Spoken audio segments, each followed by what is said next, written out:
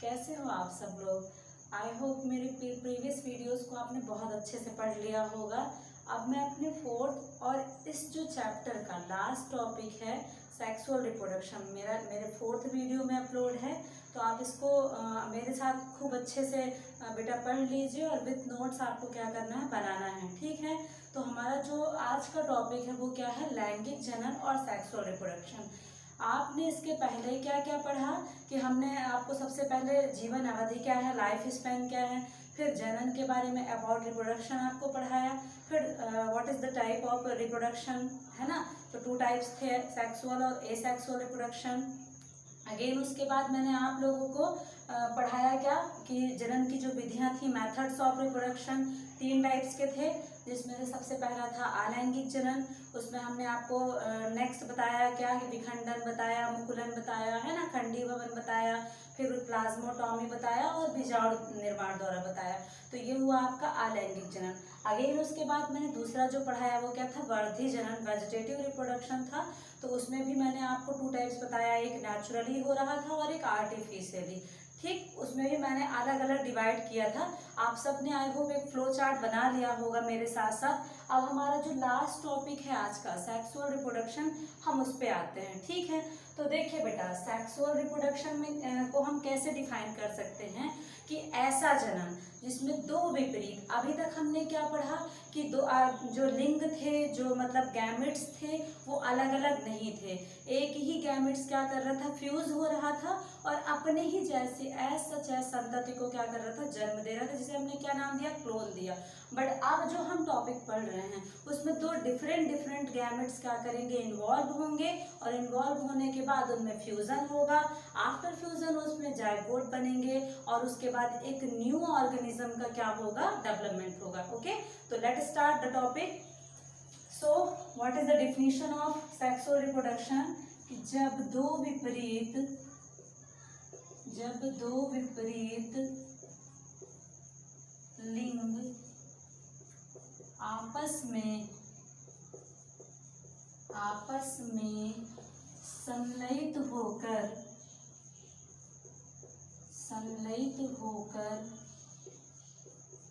एक नई संतति उत्पन्न करते हैं, तो इस प्रकार के जनन को क्या कहते हैं बेटा, लैंगिक जनन कहते हैं, ठीक है। लैंगिक जनन कहते हैं। इन इंग्लिश हम आपको सिंपल मतलब जैसे आप एक टर्मिनोलॉजी यूज करके कह सकते हैं कि सेक्सुअल रिप्रोडक्शन क्या है, कि इन्वॉल्व्स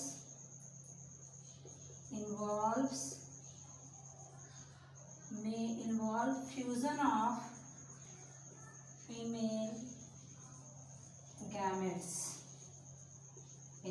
फ्यूजन ऑफ मेल और फीमेल गैमेट्स। इसके पहले जितने भी रिप्रोडक्शन आपने पढ़े उन सभी में क्या था कि या तो वो मेल था या वो क्या था, फीमेल था।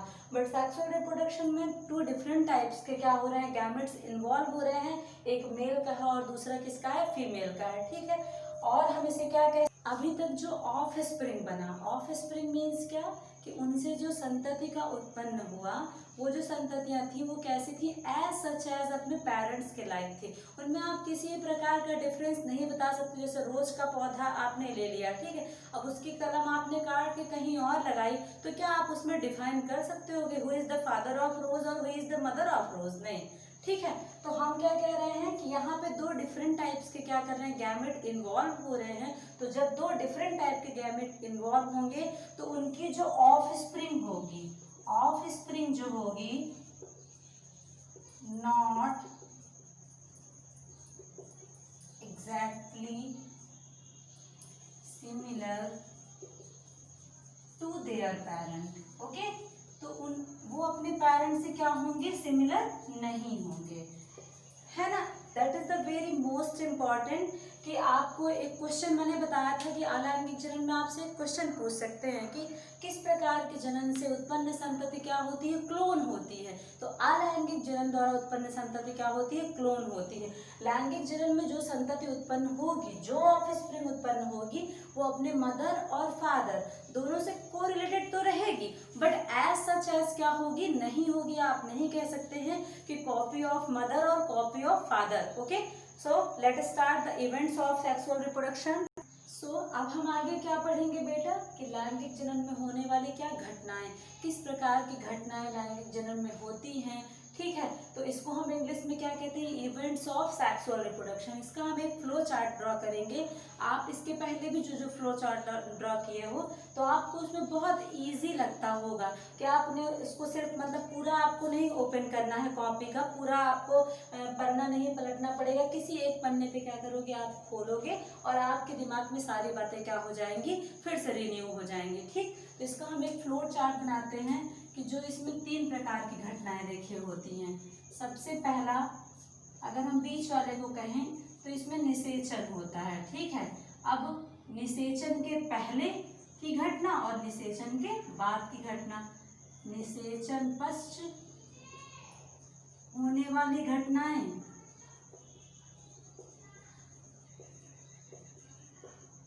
और लास्ट हो जाएगा निषेचन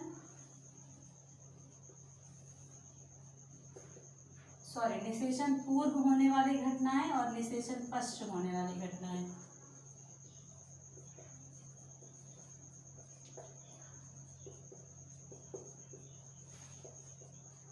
बेटा प्री फर्टिलाइजेशन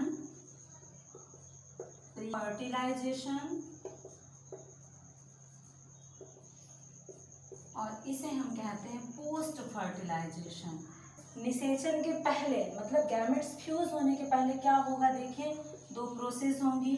एक होगा क्या, युग्मक जनन।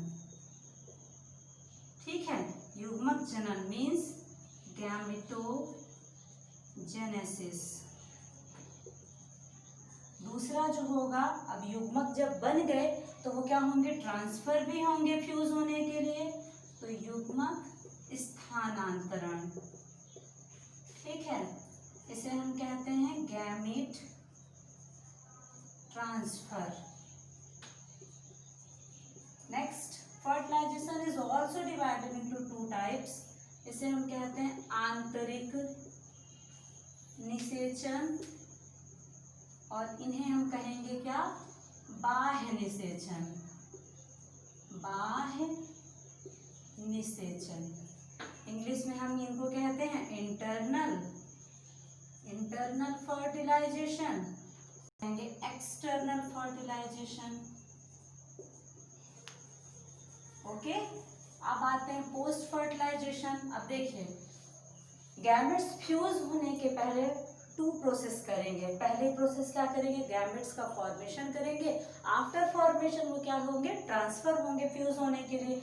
यहाँ पे इनका फ्यूज होगा। फर्टिलाइजेशन का मीन्स क्या है कि फ्यूजन ऑफ क्या, मेल और फीमेल गैमेट्स। ठीक है, अब पोस्ट फर्टिलाइजेशन में जब दोनों गैमेट्स आपस में फ्यूज हुए, भाई हम आपसे कहते हैं, एक छोटा सा एग्जांपल लेते हैं कि मान लीजिए हमने चाय बनानी है। अब हम चाय बनाने के लिए उसमें पानी डाल दिए, शक्कर डाल दिए, चाय की पत्ती डाल दिए, फिर उसका हमको रिजल्ट देखना है कि चाय कैसे बनेगी।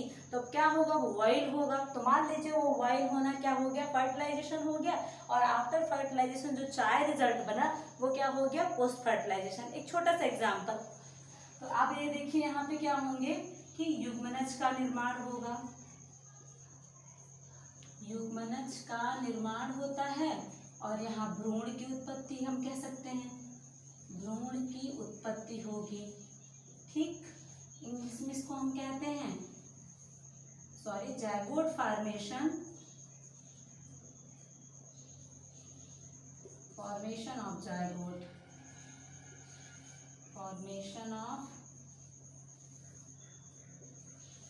Zygote, and the last one is embryogenesis। Embryogenesis को भी बेटा जीवों की उत्पत्ति के आधार पर हम 2 भागों में बांटते हैं। पहला है क्या आपका जरा यूज अंडयुज और दूसरा है जरायुज।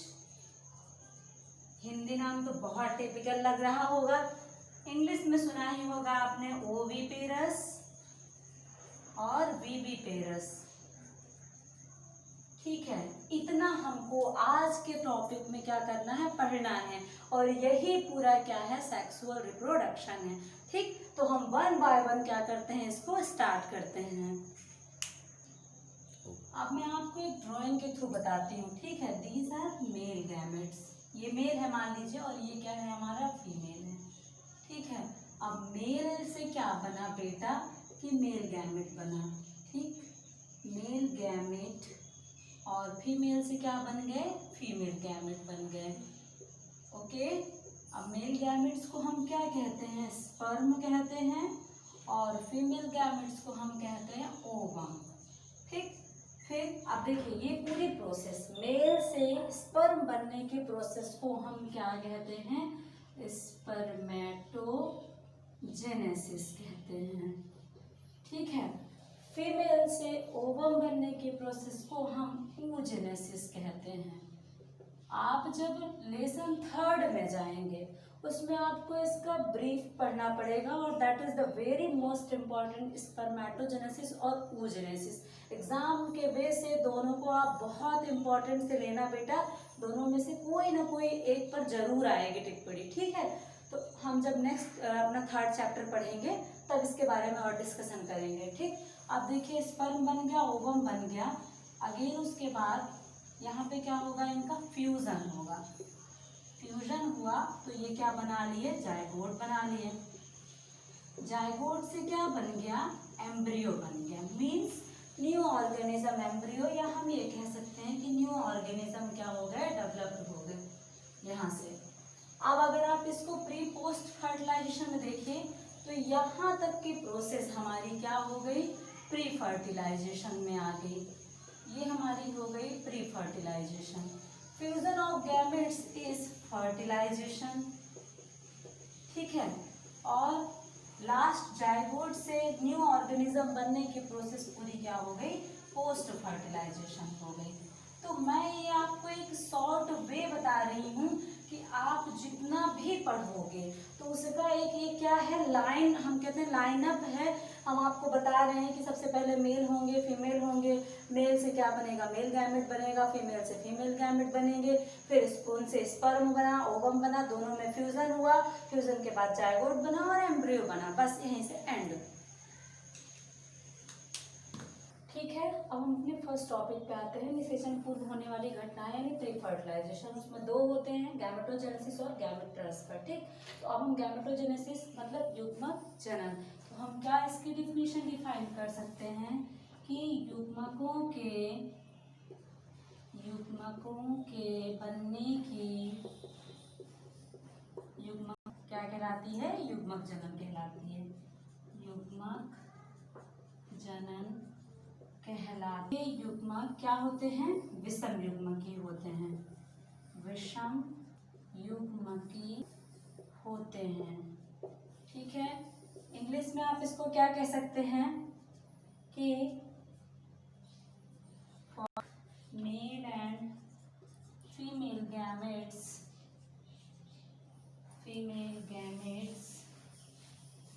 Is known as gametogenesis. ठीक है, इसको हम विषम युग्मकी को क्या कहते हैं, हेट्रोगैमेट्स। अब मैं आपसे एक न्यू नाम आ गया, हेट्रोगैमेट्स, मतलब ये गैमेट्स क्या होते हैं, हेट्रोगैमेट्स होते हैं। अब अगर हेट्रोगैमेट्स और विषम युग्मकी आया तो इसके लिए मैं आपको क्या बताना चाह रही हूँ बेटा, कि जो गैमेट्स होते हैं, ठीक है, युग्मक जो होते हैं वो 2 टाइप्स के होते हैं। पहला हम कह सकते हैं कि आइसोगैमेट्स हो गए, या इसी को हम कहते हैं होमोगैमेट्स।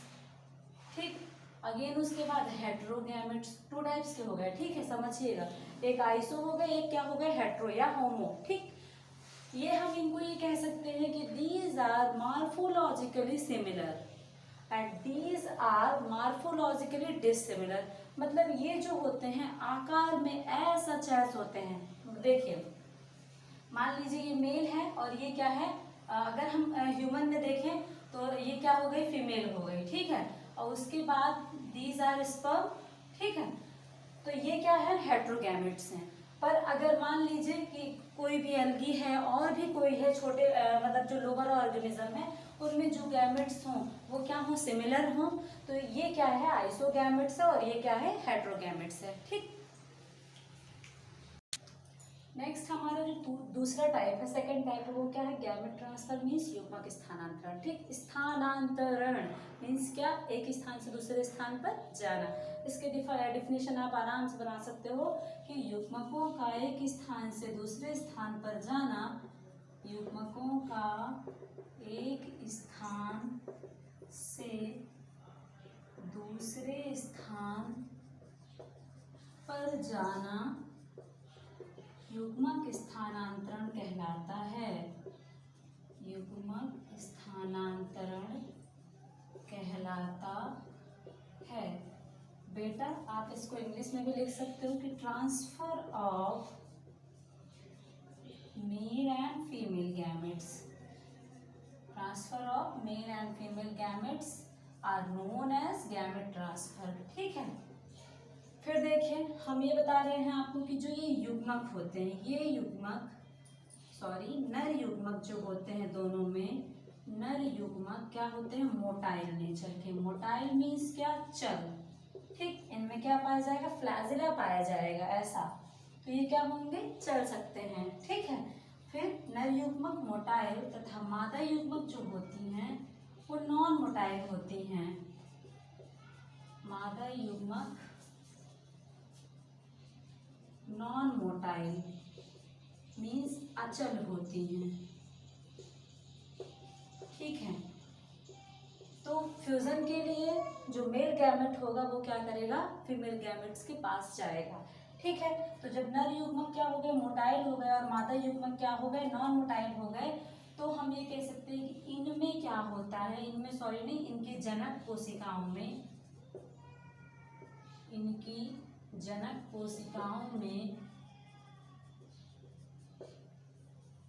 कोशिकाओं में क्या होगा बेटा, कि समसूत्री विभाजन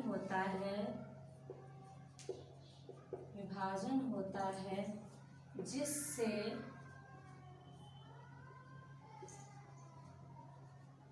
ये कोशिकाएं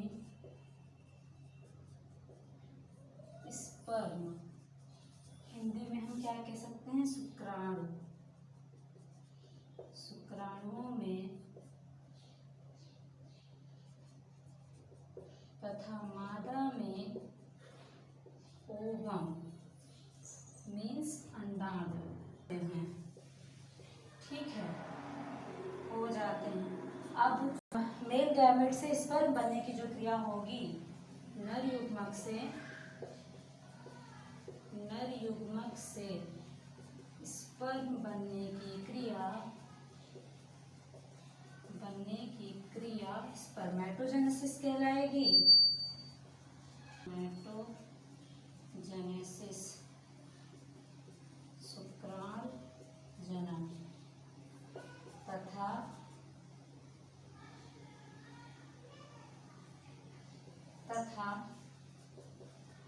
मादा युग्मक से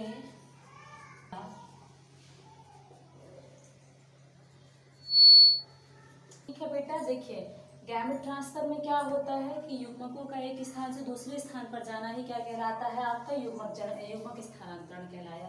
फिर हमने बताया कि जो नर युग्मक होते हैं वो क्या होते हैं कि चल स्वभाव के होते हैं, ठीक है, मोटाइल होते हैं, और जो मादा युग्मक होती हैं वो नॉन मोटाइल होती हैं। फिर उसके बाद हमने कहा कि जो नर युग्मक है उनमें जो पेरेंट सेल है उनमें क्या होगा, समसूत्री विभाजन होगा। आफ्टर मियोसिस ये क्या हो जाएंगे कि जो इसमें नर युग्मक है वो स्पर्म में बदल जाएगा और जो मादा युग्मक है वो ओवम में। नर युग्मक का स्पर्म में बदलने की क्रिया को हम क्या कहते हैं, स्पर्मेटोजेनेसिस, और मादा युग्मक का ओवम में बदलने की क्रिया को हम oogenesis कहते हैं, ठीक है। निषेचन मीन्स फर्टिलाइजेशन। ठीक है, इसमें मैंने क्या बताया बेटा कि फ्यूजन ऑफ मेल और female gametes are known as fertilisation और निषेचन। ठीक, मतलब नर युग्मक का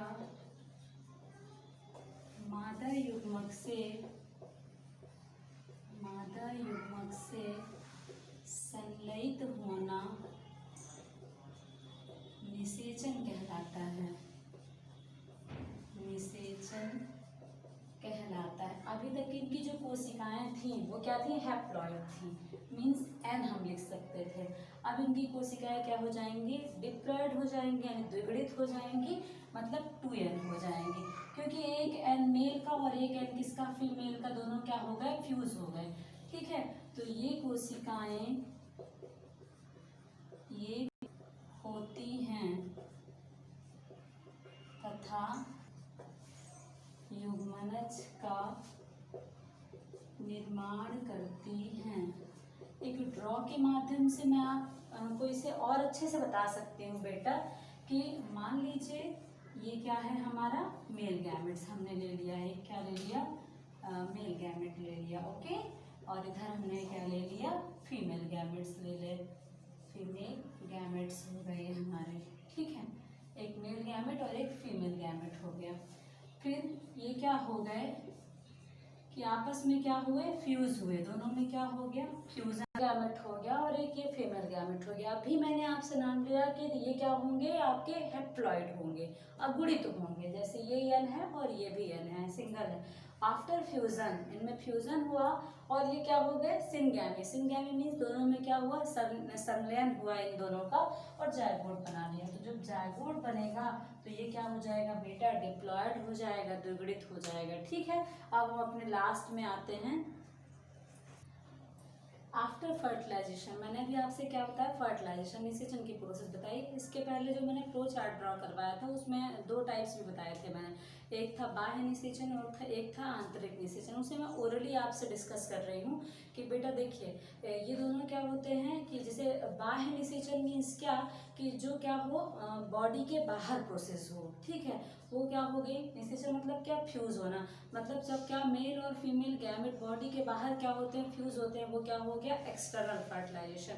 और इंटरनल फर्टिलाइजेशन मीन्स क्या, कि जो मतलब आउटसाइड द बॉडी। ठीक है, ये प्रोसेस किस में होती है, ह्यूमंस में देखी जाती है। एक्सटर्नल जो प्रोसेस होगी, एक्सटर्नल प्रोसेस हम मैक्सिमम लिप फिश में देखते हैं, फ्रॉग में देखते हैं, जिससे इसमें क्या होंगी कि जो मादा मछलियाँ होंगी वो क्या करेंगे, अपना ओवम रिलीज करती हैं, और उधर जो मेल जो फिशेस होंगे वो क्या करेंगे, अपना स्पर्म रिलीज करेंगे। तो स्पर्म एक्चुअली क्या होते हैं कि चल स्वभाव के होते हैं, मोटाइल होते हैं, तो वो जा करके क्या करेंगे, ओवम से क्या करेंगे, फ्यूज होंगे। और लेकिन बेटा इस प्रोसेस में बहुत ज़्यादा इनको प्रेडेटर से खतरा रहता है ना, क्योंकि ये एग के अंदर अपने बेबीज को क्या करते हैं, प्रोटेक्ट करते हैं। तो मैंने आपको एक्सटर्नल और इंटरनल फर्टिलाइजेशन के बारे में बता दिया थोड़ा थोड़ा सा।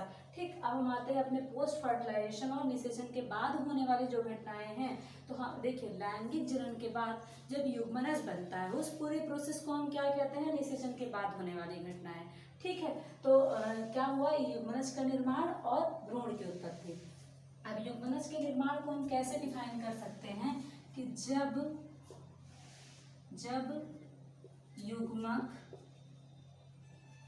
लैंगिक जनन, द्विगुणित युग्मक, अभी मैंने आपको बताया हैप्लॉइड और डिप्लॉइड। ठीक है, डिप्लॉइड युग्मक जब क्या होंगे, बनेंगे, जब लैंगिक जनन के बाद द्विगुणित युग्मक बनते हैं तो इस पूरी प्रक्रिया को हम क्या कहते हैं, बनते हैं, तो इसे हम क्या कहते हैं, युग्मनज का निर्माण कहते हैं। ठीक है, अब फिर देखिए, हर एक दुनिया के जितनी भी लिविंग ऑर्गेनिज्म हैं उनमें जाइगोट फॉर्मेशन क्या होता है, फिक्स होता है, अगर उन्होंने सेक्सुअल रिप्रोडक्शन क्या किया है तो। ठीक है, अब हम अपने नेक्स्ट में आते हैं, भ्रूण की उत्पत्ति। नेक्स्ट आते हैं भ्रूण की उत्पत्ति मतलब एम्ब्रियोजेनेसिस। ठीक है, तो क्या हो जाएगा, युग्मनज से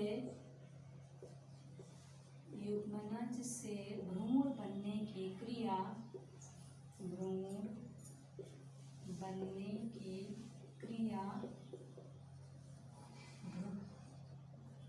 एम्ब्रियोजेनेसिस, ठीक है। इससे भ्रूण बनने की क्रिया क्या कहलाती है बेटा? एम्ब्रियोजेनेसिस। इंग्लिश में हम कह सकते हैं कि the process of development of embryo from the zygote, zygote से एम्ब्रियो बनने की क्रिया क्या कहला रही है? एम्ब्रियोजेनेसिस कहलाती है, ठीक। अब फिगर के थ्रू हम समझेंगे। मान लीजिए ये क्या है? मेल, और ये क्या है? फीमेल है,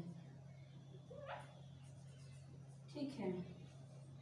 ये मेल और इसे हम प्लस करके डिनोट कर रहे हैं फीमेल को, ठीक। आगे इसमें से क्या बना? मेल गैमेट बना, जिससे मेल है, दोनों में क्या हुआ? मेयोसिस डिवीजन हुआ, तो ये क्या बन गया? आपका फीमेल गैमेट बन गया, और ये क्या हो गए? आपके मेल गैमेट्स हो गए, मतलब स्पर्म ये हो गए।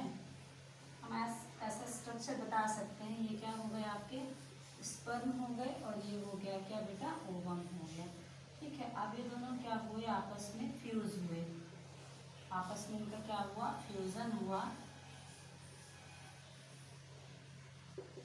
फर्टिलाइजेशन की प्रोसेस हुई, तो ये क्या बन गए? ऐसा कुछ, ठीक। फर्टिलाइजेशन, हम इसे क्या नाम दे सकते हैं कि ये जायगोट हो गया। अब इसके बाद इसने क्या कर लिया? एम्ब्रियो का डेवलपमेंट कर लिया, या हम इसे कह सकते हैं कि न्यू ऑर्गेनिज्म बन गया एक। अब देखिए, अगर हम बात करें क्रोमोसोम्स की, क्रोमोसोम्स की बात करें बेटा, तो मेल फीमेल ने अपने 23 जो क्रोमोसोम्स थे वो दिए, मेल ने भी अपने 23 क्रोमोसोम दिए।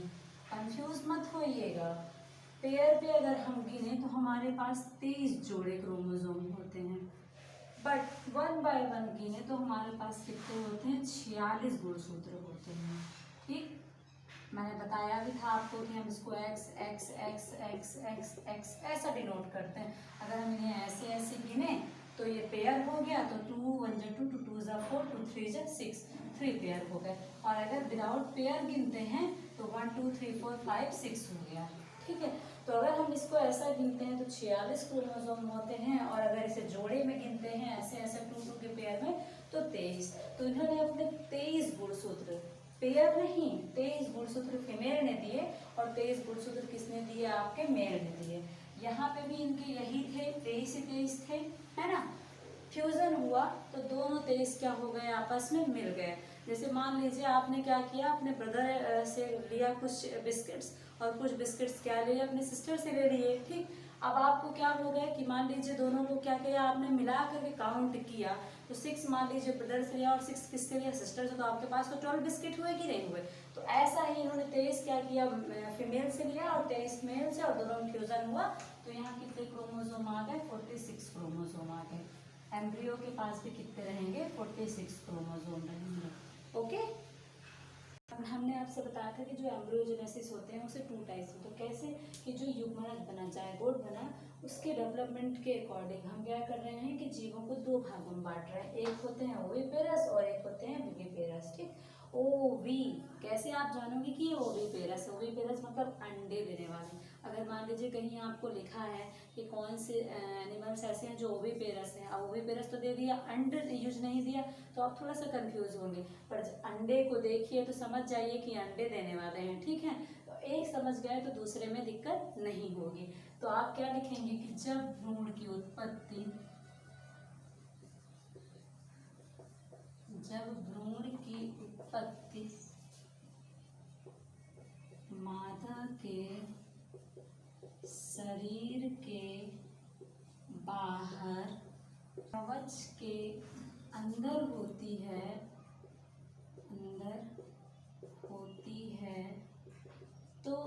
तो ऐसे जीव कैसे क्या कहलाएंगे? अंडयुज कहलाएंगे, अंडयुज जीव कहलाते हैं।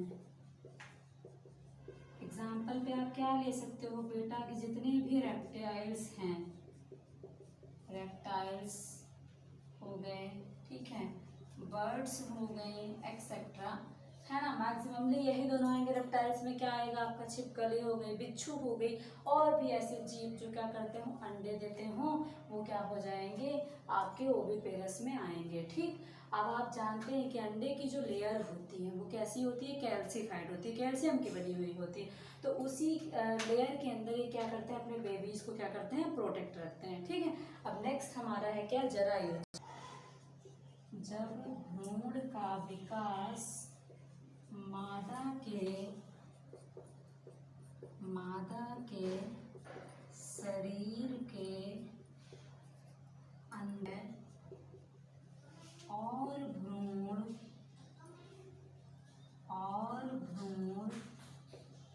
गर्भाशय में रहकर ही शिशु का, ऐसे जीव जरायुज जीव कहलाते हैं। ठीक है, हम इसको कैसे डिफाइन कर रहे हैं कि जब जो एम्ब्रियो है, भ्रूण है, उसका विकास मादा के शरीर के क्या होता है, अंदर होता है, उसके एब्डोमेन में रहकर ही वो जो मतलब भ्रूण है वो क्या हो जाए, विकसित होकर एक शिशु का रूप ले ले, तो इसको हम क्या कहते हैं, जरायुज जीव कहते हैं। ठीक है, इसका एग्जाम्पल है बेटा मैमल्स। अब मैमल्स में देखिए बेटा, जितने भी मंकी हैं, लैंग्वेज में क्या समझ सकते हो कि these are egg laying animal और these are baby development animal. ठीक है, आप इसको एक अपनी भाषा में मतलब ओविपेरस को क्या बता सकते हो कि दीज आर एग लेइंग, अंडे देने वाले जो जीव होते हैं उनको हम अंडीज कहते हैं। और बेबी डेवलपमेंट मतलब ये कि भ्रूण का जो विकास होता है वो गर्भाशय के अंदर ही होता है और वहीं वो क्या करता है, शिशु का निर्माण करता है, तो उस प्रोसेस को हम क्या कहते हैं, बेबीपेरस कहते हैं। ठीक है, यहीं से हमारा ये आपका जो सेक्सुअल रिप्रोडक्शन की प्रोसेस है वो क्या होती है, फिनिश होती है। अब हमारा जो लास्ट टॉपिक है वो क्या है, सबसे मोस्ट इम्पॉर्टेंट है। एग्जाम के बेस से अगर आपको मैं बताऊं तो 71% चांस ये रहता है बेटा कि आपका अलैंगिक और लैंगिक जनन दोनों में डिफरेंस आता ही आता है, तो इसको आप थोड़ा सा अच्छे से पढ़ेंगे। ठीक है, तो हम आते हैं अलैंगिक और लैंगिक जनन के डिफरेंस में। अब दोनों को आपने पढ़ा है, ठीक है, तो आपने जितना हमने पढ़ाया है उसी हिसाब से हम क्या करेंगे, इसका डिफ्रेंशिएट करेंगे। तो आप जानते हैं कि जो अलैंगिक जनन होते हैं वो सिंगल पेरेंटल होता है, ठीक, और जो लैंगिक जनन होता है वो क्या होता है, डबल पेरेंटल होता है। तो आप क्या लिखोगे कि यह एक जनकीय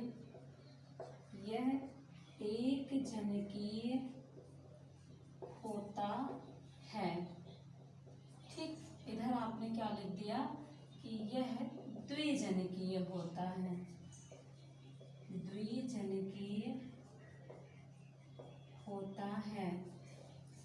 अब देखिए, ठीक है, तो इसमें क्या हो जाएगा, इसमें जब एक जनकीय हो गया तो युग्मनज भी क्या होंगे, नहीं बनेंगे, तो इसमें युग्मनज नहीं बनता, जो जायगोट है वो फॉर्मेशन नहीं होता। इधर क्या हो जाएगा, जब ये द्विजनकीय है तो इसमें युग्मनज क्या होगा, बनेगा, इसमें युग्मनज बनता है। ठीक, अब हमारा जो थर्ड युग्मनज ही नहीं बनेगा तो जो हमारे क्या हो जाएंगे, युग्मक है उसमें डिफरेंस नहीं होगा, तो क्या हो जाएगा, इनमें अगुणित युग्मक नहीं बनते। इधर क्या हो जाते हैं, इनमें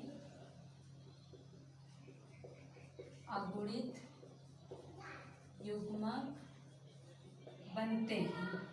ठीक है, ठीक, अब फोर्थ, इनमें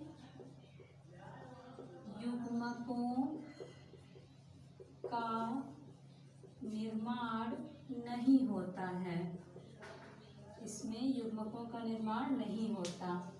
इधर क्या लिखोगे, इनमें युग्मकों का निर्माण होता है। ठीक है बेटा, पेरेंट जब एक जन्मकीय होंगे इधर तो क्या हो जाएगा, इधर दो जन्मकीय हो गए, ठीक है। फिर इनमें युग्मक का निर्माण भी नहीं होता, जब युग्मक ही नहीं बनेंगे तो युग्मनज भी नहीं बनेगा, जब युग्मनज ही नहीं बनेंगे तो जो अगुणित युग्मक है मतलब युग्मकों में डिफ्रेंशिएट नहीं होगा। नेक्स्ट है हमारा जीवों के बीच संलयन, फ्यूजन नहीं होता, इसमें जीवों के बीच संलयन नहीं होता, ठीक है। इधर इसमें हुआ था ना बेटा फर्टिलाइजेशन में फ्यूजन, इसमें युग्मकों के बीच संलयन होता है। फर्टिलाइजेशन की प्रोसेस यही तो है कि जब युग्मक क्या होंगे आपस में संलयित होंगे, वही प्रोसेस क्या हो गई, फर्टिलाइजेशन हो गई, इसमें नहीं हुआ। इसमें प्रजनन अंगों का निर्माण नहीं होता, इसमें प्रजनन अंगों का निर्माण नहीं होता। इधर हो जाएगा इसमें प्रजनन अंगों का निर्माण होता है। नेक्स्ट है इस विधि में बहुत अधिक संख्या में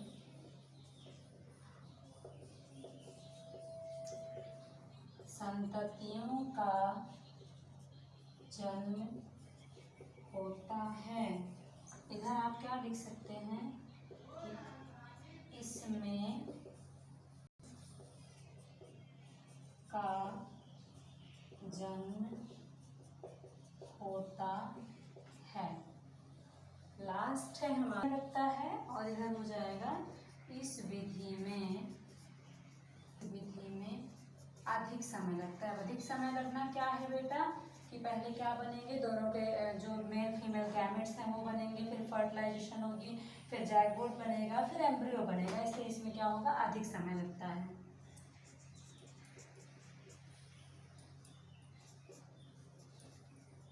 ठीक है, आप ले लीजिए, है ना।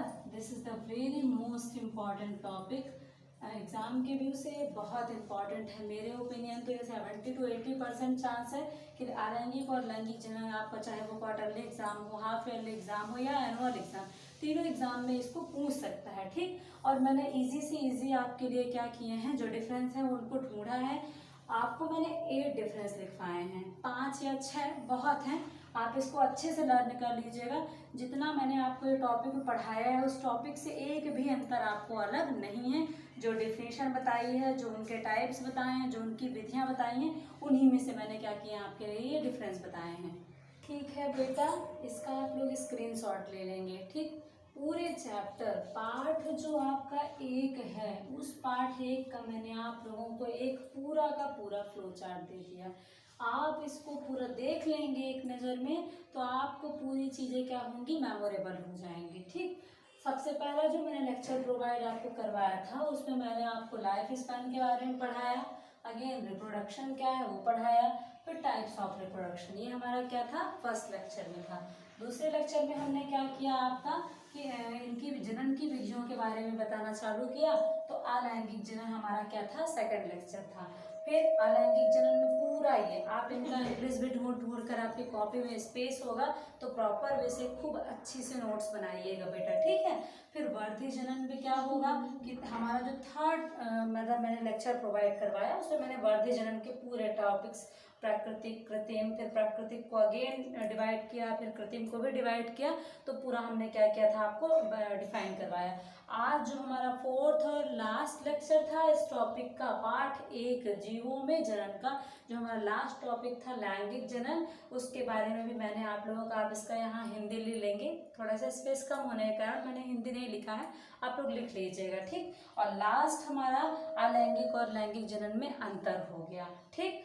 आई होप कि आपको मेरा वीडियो अच्छा लगा होगा। और मुझे तब पता चलेगा जब आप मेरे यूट्यूब में कमेंट बॉक्स में कमेंट करेंगे, मुझे भेजेंगे अच्छा या बुरा जो कुछ भी, तभी मुझे पता चलेगा कि आपको मेरा वीडियो अच्छा लगा। Okay, thanks for watching and listening me.